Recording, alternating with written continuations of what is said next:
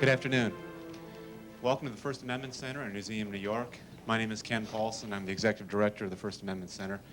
And I'm delighted to welcome you to Kent State, the day the war came home.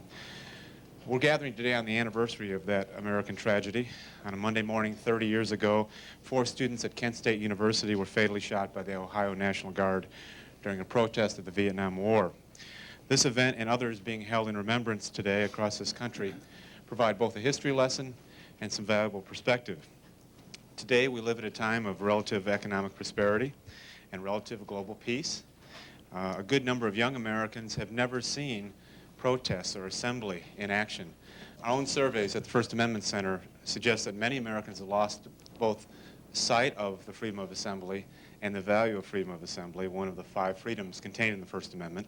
In fact, our most recent survey, a State of the First Amendment study we release each year, indicates that 36% of Americans would not permit people to rally for a cause in their community if the subject matter of that assembly, if the subject matter of that protest might offend anyone in the community. A full third of Americans are ready to waive their right to assembly. In fact, many Americans forget the core purpose of the First Amendment, which is to preserve the right to speak out about matters of public importance without fear of reprisal from government. The First Amendment protects us from the government. On that day 30 years ago, Americans saw firsthand what happens when government becomes overzealous and tries to curb public protest. As the Akron Beacon Journal reported then, the governor of Ohio had taken control of the Kent State campus, had taken it away from university officials, and issued orders that the National Guard was to break up any and all campus assemblies, peaceful or not. We saw the results of that on that tragic day.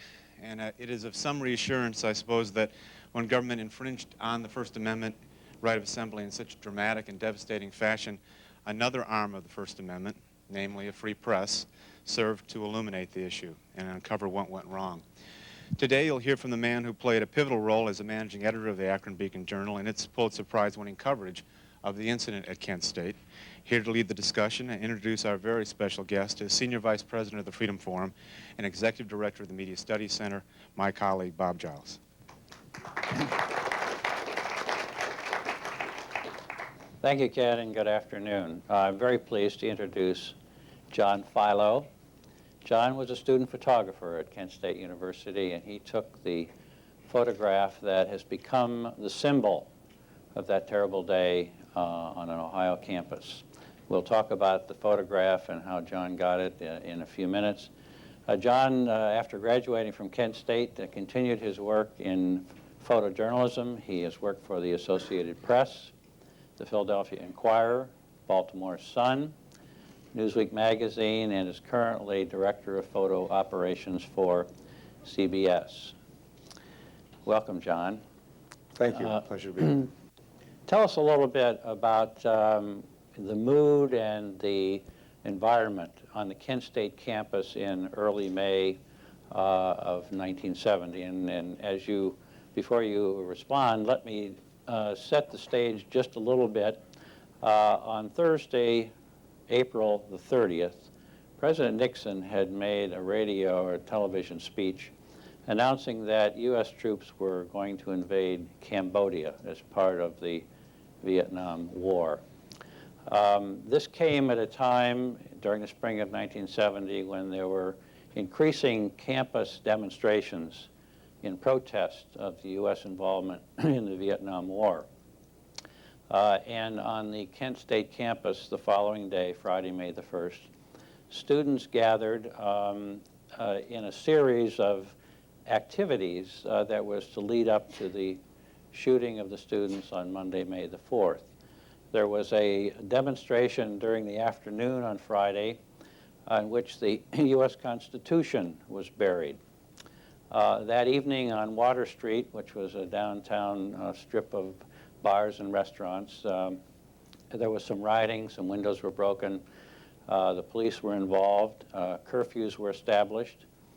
The following day, Saturday, was generally peaceful, but on Saturday night, the students burned down the ROTC building on the campus. That was an old World War II wooden barracks type of building that the students, after many failed attempts, managed to set afire and burn. On Sunday, troops of the Ohio National Guard appeared on the campus. And for a while during the day, it was sort of a springtime frolic. The students and the Guard intermingled. One of the students who was killed on Monday, a woman named Allison Krause, put a flower in the barrel of one of the guardsmen's rifle, and she said to him, "Flowers are better than guns." But during the day, as the day wore on, the tensions increased between the students and the Guard, and the student resentment to the appearance of the National Guard on their campus grew and grew, setting the stage for a scheduled noontime rally on the campus the following day, Monday, May the 4th. John, tell us what you were doing that weekend and how you came to be involved in the coverage of the shooting on Monday. Just a little background. I was majoring in photojournalism. I had left campus I had worked for the university as the head undergraduate lab assistant in the Department of Photography, which meant I sort of checked out equipment, mixed chemistry, kept the lab functioning for students to do their work. I had to finish my senior portfolio, so I had packed up into my car a large format camera to run to the hills of Pennsylvania to shoot macro work on moss and teaberry, which was the only thing that had any color at that time of year, and left campus. And after those demonstrations that were previously mentioned, everyone, I think, student and the student body was sort of amazed at the rhetoric of we're expanding the war to shorten it. And that's sort of the note I left on campus, thinking that not much was going to happen, and only to find, as I tuned into a radio report the next day of what happened at Kent the previous night. And so I returned to campus on Sunday to an atmosphere of students playing Frisbee with National Guardsmen. You know, they were the guys that drove the trucks. There was a hard perimeter around the burnt structure of the ROTC building. Every one of my roommates, everyone that was working for the yearbook or the newspaper had jobs. You know, they had been contacted by Life magazine or Newsweek. Everyone, I was the only one without a gig, so to speak. And I thought I had the most experience, but I'd been working as a photographer since high school at a small newspaper in western Pennsylvania. And I just thought the biggest event of my college career was over, and I'd missed it. You know, like I said, it was a balmy Sunday afternoon, and we had to be off campus by 7 o'clock if we didn't live there. And my next official duty was to open up the labs on Monday morning, and at 8 o'clock. And it was the time you were allowed to return. And in handing out the equipment and taking care of the chemistry for the morning sessions, found out there was a rally at noon. And with that frustration, went out to look for a picture that sort of captured student unrest in America. I was just looking for some kind of iconographic image born out of the frustration of missing the hard news of the ROTC building burning and the pitched, I guess, some rock-throwing demonstrations. Some of your colleagues who are young photographers apparently had gotten really plum assignments on campus while you were off at Ohio State that weekend. Right. You know, it was more Penn State, not Ohio Penn State. Yeah. Yes, they did. And actually, Howard Ruffner, who was the editor of the yearbook at the time, said he asked for my help in printing pictures for. He had to make some deliveries for Life magazine, and so I said, "Oh, Howard, that'll be great. As soon as this rally is over at noon, we'll get together and get this stuff out of here." And so what happened is I went out. I had an hour. That was my lunch hour, 12 to 1. I was looking for that picture, and it was pretty much I covered rallies for the Akron Beacon Journal as a stringer. It was pretty much our standard rally: the ringing of the bell, the except today, on that Monday, May 4th, 1970, it seemed like the entire student population was there to watch what would unfold. And so with the initial few barrages of tear gas, it was sort of a balmy day. As that dissipated, the students returned, and finally there was a march across the Commons. This isn't the first photo that I took, but this basically is the Guard has started their advance. The expression of the students are one of like, wow, they're chasing us now, let's get out of here. You know, the tear gas has stopped, well, let's move on. The gentleman in the center holding the folio there is Bill Schroeder, who was, as Bob mentioned, was just coming from class. At this particular time, this area of campus was the crossroads for all class changes. In the background is Old Main, part of campus. That's the heating plant with the two giant stacks. And the new campus is sort of to my back. So you had this was the area of the crossroads of sort of the university. And the student union is to the right of the burnt-out ROTC structure, Bob. I don't know if you can point that out in the background. It was over there. So this was an area of high traffic. A lot of people really wanting to see what was going to go on with this demonstration. Was this a flag that one of the students was carrying as a rallying point for the? I guess I think it had just Kent scribbled on it. There were two flags, I believe, and I think Alan had one and someone else. But, now let's call up this photograph, please. So after missing all the news of the weekend, Governor Rhodes' speech, the burning of the ROTC building, the trashing of Water Street in Kent, I was very happy with myself that I was able to see this picture develop, get into a position, and have the right lens, and compose this and say, well, there's my picture. There's, I've missed all that news, but now I've got my little icon I was looking for, the student protest in America being met with this overwhelming armed force. And for a lot of us that returned to campus on Sunday and Monday, and that's a real strong majority of the Kent State University. It was sort of a commuter school, as a lot of people referred to it. The issue was not just the war in Vietnam and the expansion of the war into Cambodia, but it was more like, well, how can we go through finals, with all this stuff going on? Let's call a student strike. Everybody just go home, pick up your marbles, go home, and when things return to normal, we'll come back and go to school. And that was the bulk of, I think, the people that were there to see what would happen with the rally. So I was very pleased with myself taking this picture. I felt that even though I missed all that news, that I had a picture that you would call a keeper. Tell us what was going on in this picture. There's some guardsmen kneeling in the front row and some guardsmen back by the fence. That is a rifle line they were on one knee pointing their rifles to where the students were. And it was around parked cars.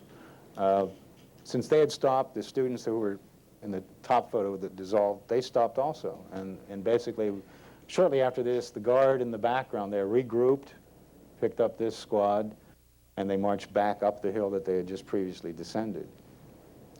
One of the things that photographs of this kind, and there were a number of others that were used in trying to help the public understand whether one of the central questions of the shooting at Kent State, which was whether the National Guard was really under a threatening attack by the students. And this photograph shows a clear distance between the kneeling guardsmen with their weapons and the student in the front line waving a flag, and I gather there were students arrayed behind him. Is that right, John? Yes, there was.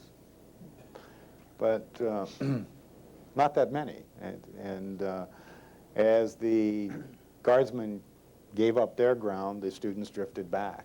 The crowd that's fleeing is drifting back because the guard is now returning, it looks like, to their original start point, back around to the ROTC building. Now, the next set of pictures are about all about the the death of Jeffrey Miller, one of the students who was shot. And if we could get the map up again, we'll try to show you where this actually took place. John, you want to point this out for us, please? Okay, the photo with the student waving the flag on Can 4, that happened over here. The guard regrouped and actually basically came back up the same way they went down. It was sort of between these pine trees and this tree, came back this way.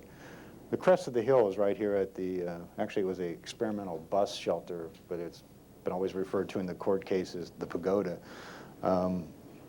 When they had, it seemed to me I was standing on the sidewalk right here by this tree, when they had passed this point, returning back up the hill, crested the hill, and then quickly returned and fired in this direction, down towards the parking lot, all through this way. I believe that the fusillade lasted for approximately 13 seconds. In that time, since I saw nothing to really start the shooting, I thought it was a scare tactic. I, like many students, thought it was, they were firing blanks. So there were a few students in front of me, and when the firing started and the people that were near the porch began, sort of fleeing, ran down this hill, so I had to sort of dodge their flight, and I thought someone was going to get hurt because it was a relatively steep hill and there were a lot of steps on the sidewalk. Someone's going to break an ankle or leg, something like that. So I'm like, hey, it's just blanks, and I'm trying to dodge out of the way. So that was the initial few seconds of shooting. And I said, well, I better get a picture of the shooting. And so as I put the camera to my eye, I saw a guardsman pointing a rifle towards me, and I said, oh, this is great. He'll shoot me, and I'll take a picture of him. And his gun went off, and immediately in my line of sight was a metal sculpture. This huge metal sculpture was in front of Taylor Hall, made out of like quarter-inch plate steel, erupted into a cloud of rust, and immediately a nice chunk of bark came off the tree, and I was standing right here. And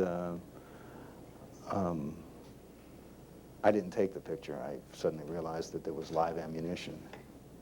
So what happened, and everyone who'd flee, there was a picture taken by Beverly Knowles. She was a resident in this dorm here. She was one of our J students also. I think she did it with an Instamatic camera, but she actually has a frame during the moment of shooting, and there's like one poor fool standing on this sidewalk, and it was me. What saved me, besides a nice piece of artwork, was either stupidity and innocence, or a nice mixture thereof.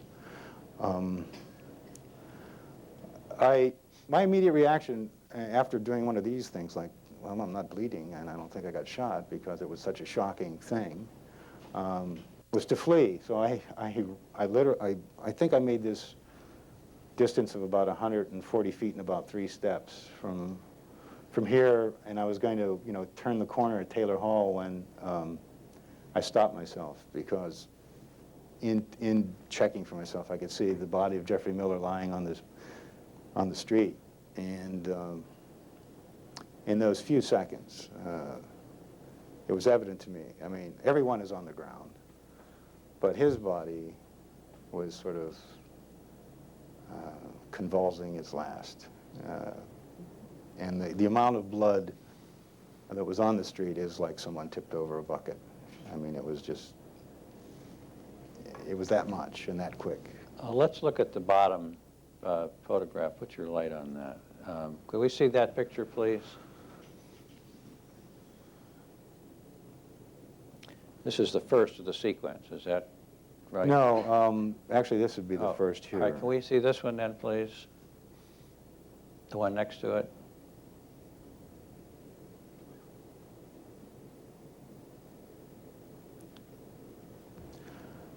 This is after I did take a frame after the guard stopped shooting, but this is where I stopped myself from fleeing. I mean, it was just the obvious, take flight emotion was well in hand there, and stopped and said, I have to do this. I have to go back and shoot this.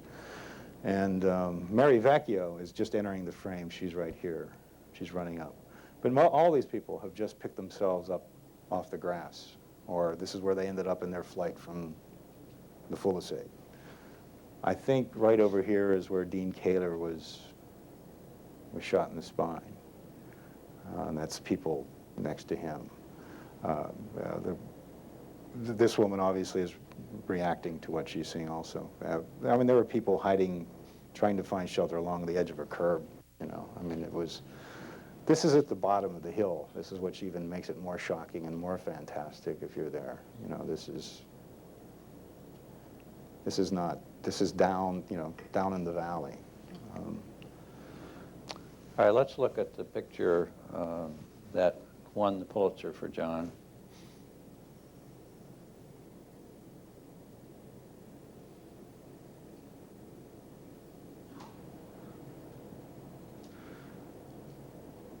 This is Mary Vecchio. This, which we found out later, was a 13 or 14-year-old runaway.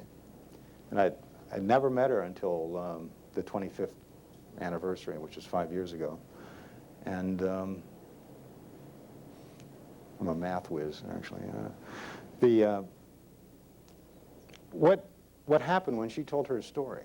Because you always sort of try to keep tabs on what's happening to her, because she said this picture ruined her life, and it did cause her a lot of grief in terms of harassment and things of that nature. But 25 years later, and hearing her recount her story of the events of that day, it suddenly realized, because she was that young, that she probably reacted that way. Had it been someone a few years older, they might have just looked at the body. But I think she was actually trying to do something, looked at the body of Jeffrey Miller, realized there was nothing she could do, and out of frustration, just let out with a sort of a scream or a yell. You could see it building inside of her, and she took in what she was looking at. What kind of a camera did you have, John? Nikon and a 43 to 86 zoom lens, which is basically a normal lens, which I had from Howard, borrowed from Howard Ruffner, because all the equipment was out from the student newspaper and yearbook. And luckily he was a returning veteran and had a bag full of equipment, so he was able to loan me that lens. The next photo is just, if we could get that into the center. I mean, it's this continuing stories, like finding these stories out. I just found this story out last year. This particular woman is an art teacher, and her whole method and the way she teaches art is based on the events that happen, I mean, the things that happened to her on May 4th. And through a mutual friend who's working on a documentary on this day, she kept touching the body of Jeffrey Miller. And the interviewer asked, "Why did you keep touching the body of Jeffrey Miller?" And she said, "I just want him to know he didn't die alone." But as these years go on, you know, it seems like everyone in these pictures, and this is the same woman here, has these, you know, these tremendous stories to tell, all affected from this day in their lives. Later on, which seemed like a small eternity, the squad that I followed, the two squads that I followed around the other side of Taylor Hall, came over to the body of Jeffrey Miller. Can we look at this picture? And no one really lended any assistance. This kind gentleman here rolled the body over with his boot tip, which was very nice, and then that action brought about... I think that man is Captain Ron Snyder, who was the commander of that particular unit. You can see he's got a billy club in his hand. One of the things that's interesting to observe about the National Guard is that they were wearing World War II type gas masks with little peephole windows, and they were carrying M1 rifles, which are killer weapons. And as John said, there were a lot of students who simply couldn't believe that the Guard would be carrying live ammunition, and when the firing started, many thought that the Guard was shooting blanks. I believe he's also the one that said that he had found a pistol on the body of Jeffrey Miller. So And then we said, what happened to the pistol? And he said he threw it away. And then they couldn't find it. And then he said maybe he didn't find a pistol on the body of Jeffrey Miller. I don't know, you could probably fill in more than that on that little investigation. Basically what happened, there were a series of photos. The shooting was done from the hill up here. There's still a little more hill up here. There are wounded around the metal sculpture that I felt that saved me. I was on the walkway about here.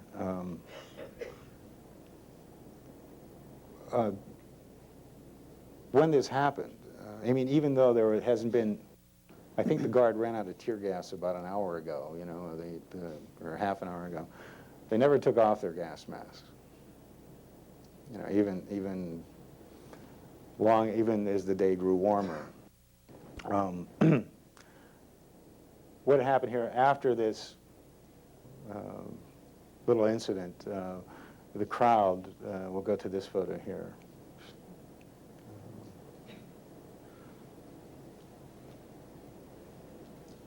Can we get this? Can we go to the next photo, please?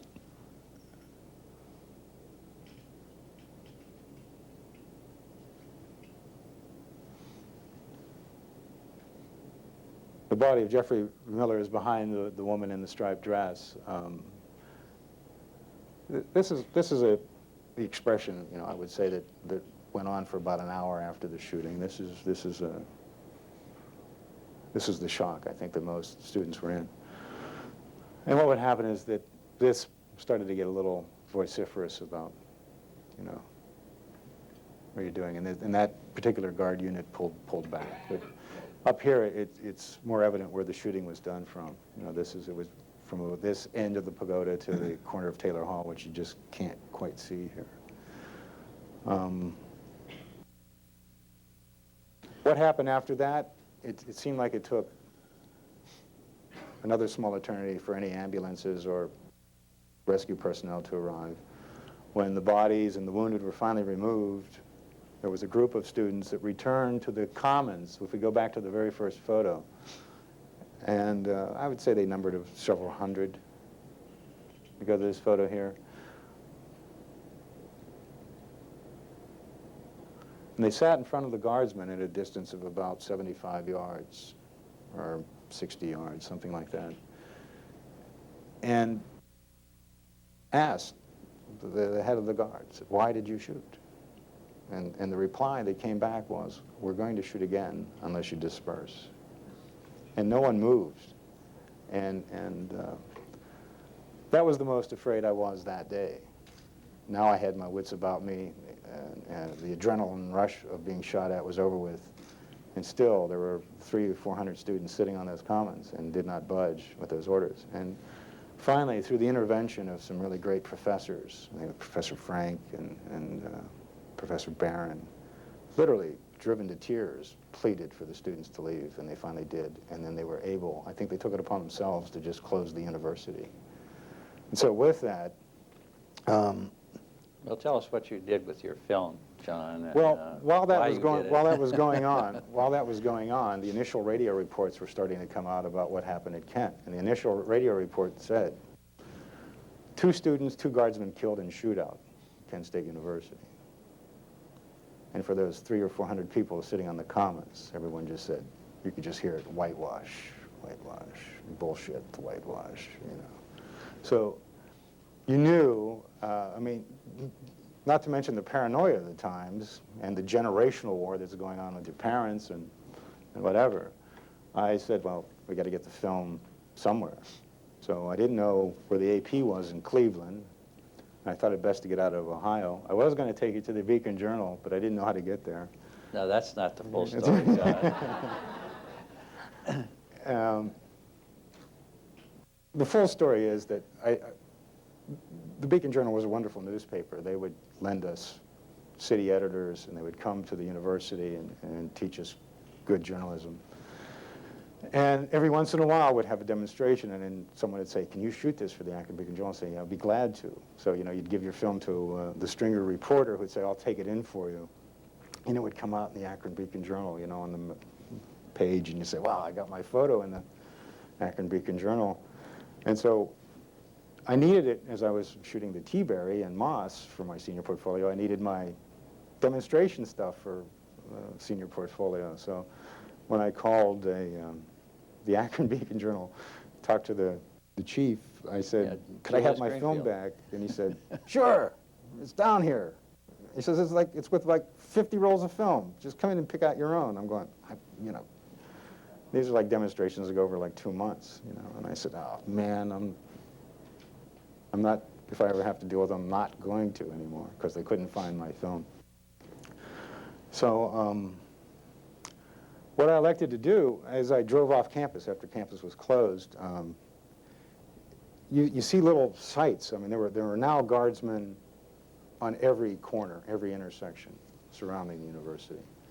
And as I pulled off of campus to go back to our apartment, grab some stuff and gear, and then continue my flight home, I'm looking at guardsmen on telephone poles, and they're lopping down telephone cable, which, you know, since it didn't say AT&T guardsmen, I couldn't figure out what the heck was going on, which only fed the paranoia of like, oh man, they're really trying to seal this thing up, and maybe it's best I just keep going. I just keep going, and so that's what I did. I never returned to the apartment. I just, you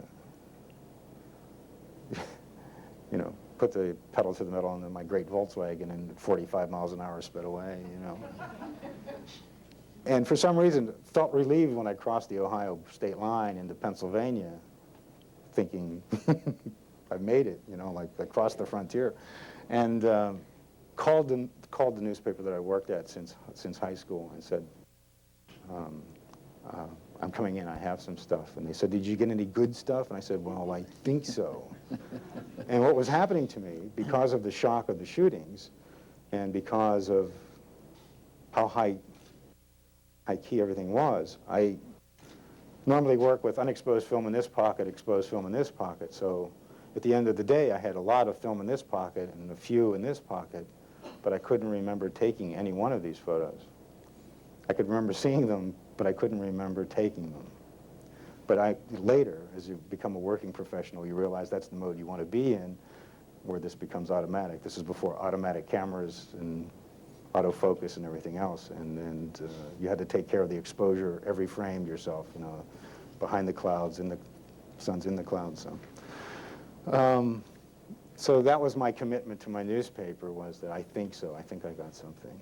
And so to further the Akron Beacon Journal story, when we finally did get, it was a 2-hour drive, 2-hour, 20-minute drive to the Valley Daily News in Tarentum, PA, circulation about 32,000.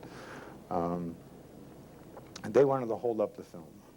They said, gee, we've already published, we're an afternoon. And I said, well, I didn't drive all this way so you could have the film for, you know, Tuesday's paper. It has to go out on the wire tonight. And so we ran a lesser roll through first to make sure the chemistry was just fine. Then we ran through the Mary Vecchio picture, the student over the body, second, and we had that picture ready to go relatively quickly. But then in the analog world, to scan pictures in those days, it took 10 minutes. It was like 8 minutes per scan and about 2 minutes talk between pictures. And so anytime a picture would end on a network, which made a really eerie sound, you had about 12 seconds to pick up the receiver, click it, and say, New York, Tarentum. I have a, you know, and all across the country, you have a lot of newspapers doing the same thing. So it's like an auction, you know, like, I gotta pick it, you know. So you had to wait another picture, you know, and then you have to wait another picture. So I kept doing this, and I think finally I interrupted a picture and caught hell from the AP in New York saying, kid, you know, we got like a big news event today. What are you doing? You know, and I said, well, I'm trying to schedule a picture from that news event today. And he said, you know, he says, well, where are you? And I said, well, I'm in Pennsylvania. And he said, how far is that from Kent? And I said, 120 miles. And he said, wow, we got stuff from the Akron Beacon Journal, you know. They've got hundreds of photos we're going to have to take, you know. And I said, oh, geez, you know, so skunked again, you know, by my friends at the Akron Beacon Journal. And I think what happened on the very next transmission from the Akron Beacon Journal, either as you start feeding the wire, your prints have to be either totally dry or if they're wet, they have to be totally wet. Any lifting off of the cylinder that they're wrapped on would cause an out-of-focus transmission, which is another loss of 8 or 10 minutes. And so I think what happened is they were queuing up their picture, the caption flew off.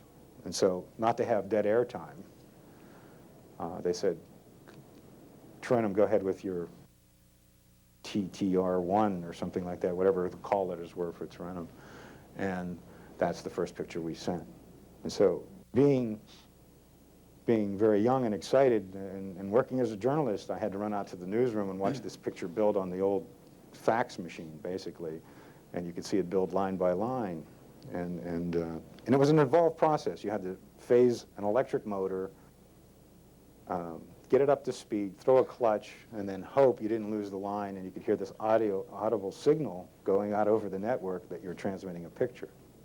And so in the newsroom, I'm watching it build, and then it was over. The picture was over. It finally came up, and there was a speaker on these receivers, and you turn up the volume, and you hear that white noise, like in between channels on television, and it was like that shh, and you're saying, well, and I'm thinking they didn't get the picture,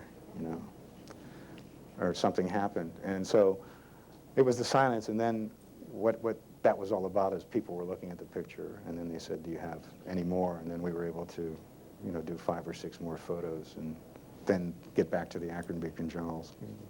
Could we get the newspaper page up in the center, please? Well, when we discovered a few days later what John's experience had been, of course, we had an interesting conversation about how to take care of students' negatives at the newspaper. This is the afternoon home-delivered edition of the Beacon Journal on that day, May 4th. And John had mentioned that there was an early report that among the 4 dead were 2 National Guardsmen. That was broadcast and distributed on the United Press International Wire. And many newspapers across the country that afternoon and many radio stations did broadcast that 2 of the dead were Guardsmen, including the paper in Kent, Ravenna, Ohio. Akron is about 12 miles from the Kent campus, so we consider that part of our local news coverage. We had a reporter at Ravenna Memorial Hospital who was able to get the identities of the 4 dead, and as well as the 9 students wounded, and there were 2 National Guardsmen also taken to the hospital for heat exhaustion. And so in the edition that went to our home-delivered subscribers, and this probably came off the press 2 hours after the shooting, we had the accurate story. And then our reporting began to shift into not only covering all the events, and trying to interview as many witnesses as possible, but also trying to establish a little bit more clearly the answer to some of the pressing questions about the shooting. It was a very difficult working environment for journalists that afternoon because 2 things happened that influenced the coverage. One was that after the word of the shootings was broadcast on the radio, the city of Kent was flooded with telephone calls, and the Ohio Bell telephone system simply broke down, meaning that communication with the campus was somewhat limited. We were able to borrow a telephone car from Ohio Bell, and we sent our city editor out to the campus to set up a city desk in which he could communicate with us in Akron in the newsroom, as well as direct the reporting that was going on the campus. The other dimension that made it difficult was that the university was closed very soon after the shooting, and students were being bused off campus and sent home for what turned out to be the rest of the semester. So it was a matter of great urgency to get as many of the witnesses to various aspects of the shooting as we could in a very, very short period of time. One of the arguments that the National Guard presented immediately was that there had been sniper fire. And 2 days after the shootings, we were able to interview a guardsman who said, no, we were never in danger, and there was no sniper fire. One of the rationales for the sniper fire was the metal sculpture that John mentioned, and it's up here, that was shot when he was standing close by. The perception was that that the bullet went through it and created some fraying of the metal on the side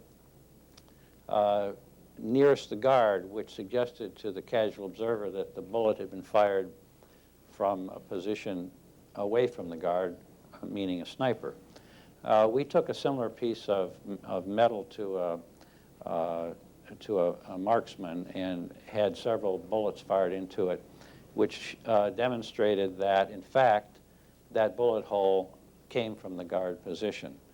And while the National Guard continued to make the representation that there had been a sniper, that argument was pretty well diffused. We continued to cover this story in a very significant way over a number of months. The most important story that we did after the coverage of the shooting came in July. We were able to get a copy of the FBI's preliminary report that had been prepared for a grand jury. And the FBI basically said that the guard was not in danger and had no reason to shoot at the students. That story created an enormous amount of controversy. J. Edgar Hoover took umbrage at the fact that a secret document from the FBI had been leaked to the newspaper. And we had an exchange of letters with him and our editor, John S. Knight, that we published.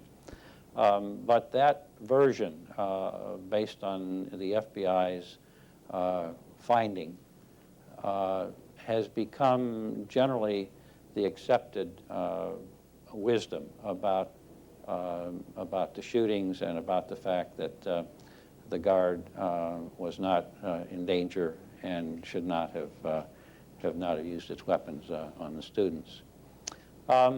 We'd like to invite you to join the conversation.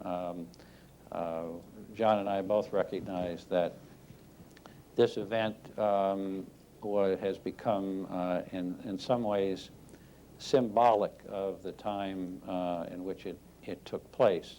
And as we all know, that various aspects of the Vietnam War have been discussed and honored and recognized over the last several years, and certainly Kent State is one of them. And I think many people today who are meeting in Kent, Ohio on the campus and watching television news reports and reading about it in the newspaper are reflecting on the meaning of it. And to those of us who were there, John certainly was much more present than I was. I was in the newsroom in Akron. But it was a situation in which there was a great deal of ambiguity about our country and its role in Vietnam. Clearly, this was a violent and tragic event. And in many of our minds and hearts, I think it's an unresolved experience in our country. And maybe many of you share that feeling, but we'd certainly like to have your questions and your comments. We have microphones around the auditorium, and if you'll just please put your hand up, we'll get a microphone to you. Down here in the front, please.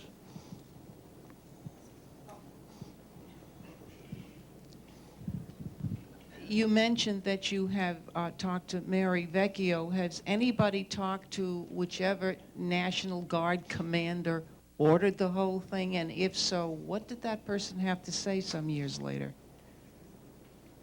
Well, there is no evidence that a senior National Guard commander ever ordered the shootings. The best explanation is that there was in the line of soldiers, there was a more senior non-commissioned officer, a sergeant or something, who by some signal, caused the rest of the group to turn around and fire. Some of the guardsmen fired into the air, but some of them shot down the field at the students. There was a general named Canterbury who was wearing civilian clothes and who was behind this group of soldiers, guardsmen who shot. And you can see from his expression that he is surprised and stunned that this is taking place. There's no evidence that there was any order given, official order given by the senior commander on the field to shoot. Someone else.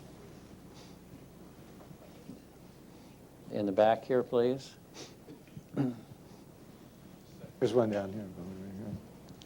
We'll go ahead with you first. Okay. I'm from the Akron area and lived there at the time of the shootings. How did it change the newspaper? It had been a very conservative paper, it seems to me, until that point. By the following November, the Beacon Journal endorsed a very liberal, close to radical congressman, congressman-elect at that time, John Seiberling, to replace a 20-year incumbent that they had long supported.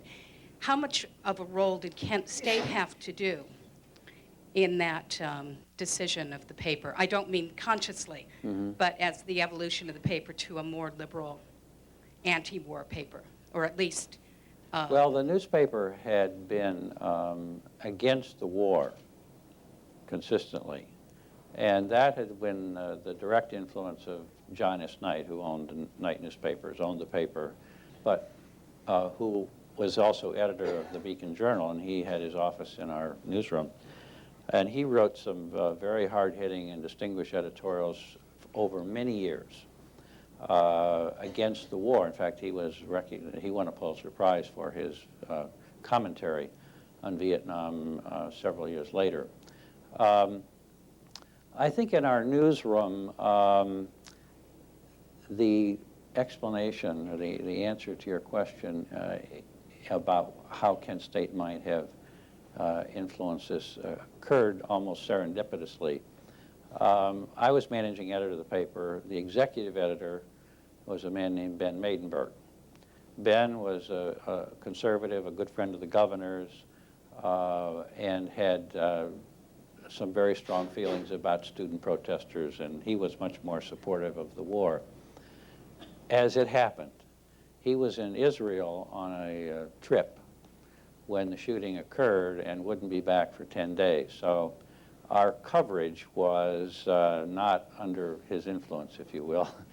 I was responsible for directing the coverage, and I think the tone of the coverage, while it was balanced and fair, was enterprising to the extent that we were able to show that a considerable amount of the blame for creating the situation in which the control of the campus was taken away from the university, in which the National Guard was there, armed with combat weapons, not trained for protest management. All of that came out in a way that I think enlightened the community as well as perhaps enlightened our newsroom.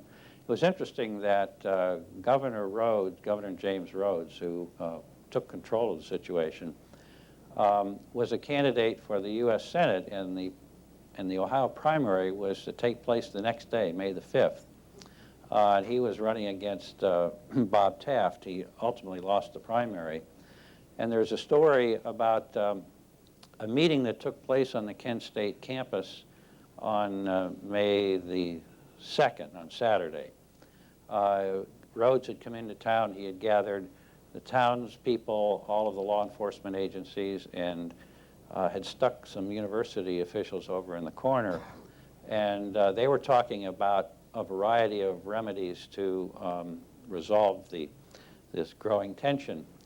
At some point during the meeting, and this conversation had gone along rather mildly and modestly, somebody opened the door and said, well, the press is outside and they want to come in. And they let the press in, and the governor changed his demeanor dramatically And it was from that moment at which he made some statements that got broadcast in which he likened the students to brown shirts and some other very vigorous language that sort of set the tone of what the state of Ohio was thinking about student gatherings on the campus. That was a very important moment in which the authorities lost the opportunity to bring the campus situation under control in a different way. Okay, we have somebody back here. To what extent have the guardsmen been interviewed in discussing the situation? For instance, how many were involved? How many shots were fired altogether? And were they under any instructions in dealing with this? Were they shooting to kill, shooting to wound, or to stop this tumult that was going on? Well, there were about, 40 shots fired? That's 60-some. So let's say 60 shots were fired. Some of them were fired in the air, apparently as a warning. Others were fired at students. I think it was an individual decision by individual guardsmen. There's some interesting background about this particular group of guardsmen who were called to Kent State. The previous week, they had been involved in protecting independent truckers from a Teamster union strike, and they had been riding all week as sort of shotgun in the cabs of these independent trucks. And these were basically farm kids who were not comfortable on a college campus. And many of them were fatigued from the duty the week before, and so they came onto to the Kent State campus, and that was sort of the perspective from which they came to confront students who were protesting against the Vietnam War. And some of them, I think, almost all of them have been very reluctant to be interviewed. The ones who have been interviewed are the ones who were upset that the shooting took place and wanted to make the point that they didn't feel that their lives were being threatened. In reference to who gave the orders in reference to the firing of the weapons, who gave the order to put live ammunition in the rifles? To me, that's a key point. And I mean, I was in the service for 6 years. That would definitely come from a senior officer. It had to come from a senior officer. That was standard operating procedure. Right. And when they left the compound down here and began to march, they had their gas masks. In fact, as they came up the hill here, they were throwing. I think we're going to see this. As they came up the hill here, they were throwing tear gas, and they used tear gas, these old metal tear gas canister which you throw, and they were, I guess, an officer would say, well, for our own protection, we had to have live ammunition. It's interesting, anecdotally, perspective that was offered by the African-American students on the Kent State campus who had had experience with law enforcement in some of the inner city urban disturbances of the time. They said that when they saw the M1 rifles, they knew they were loaded, and they wanted to get out of there. And so in all of these photographs, you won't see any African-American students because they understood that this was a potentially fatal danger that they were encountering. The rifles were loaded from the beginning. Yes. I mean, there was no point that anybody has observed when they stopped and loaded their M1s with a clip. They were loaded from the beginning, I believe. Other questions? Back here, please. Karen? Why did I guess her name is Mary, why did she feel this picture ruined her life? And how did that affect you as a photojournalist? You'll have to ask her that. I think what it was is being that she was a runaway, being that they it seemed like 10 days later or a week later, she was discovered in Indianapolis or somewhere outside of Indianapolis, and then she was returned home. And then this picture was literally all over the place, and so she was harassed at home by, I think she was saying, local law enforcement people. It's just, she couldn't go anywhere without being recognized. And today, if you see her, she looks almost exactly the same. I think she was from Opelika, Florida. Right. And her father recognized her, of course. He didn't know where she was. He recognized her photograph in the newspapers the next day. Over here, please. At any time, did the students throw anything at the guard to, were there stones thrown or anything to make them want to fire? Oh, yes, there were stones thrown. There were, the initial tear gas barrage, they were fired from sort of modified shotguns. They would shoot the canisters, pull the ring, shoot the canisters, and they could travel the distance over the commons. Well, students would pick them up and throw them, but you could only throw it about 60 feet. So I think we're talking about 200-300 yards, maybe 150 yards between 150 yards to 250 yards between the guardsmen and the students in the initial thing. But later, when the guard was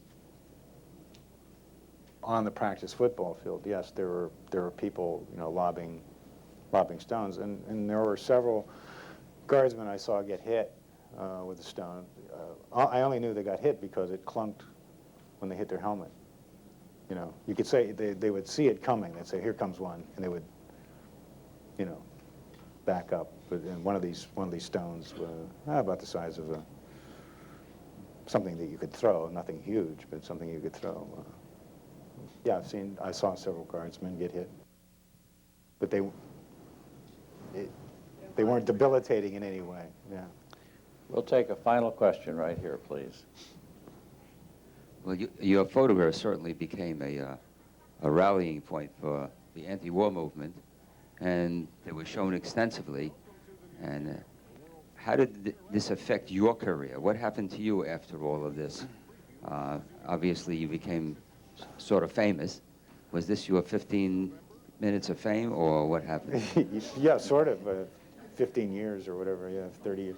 What had happened was that at that small newspaper that I worked at, there was a man who would return between tours of duty in Vietnam. His name was Eddie Adams. And I would always take my work to him for critique.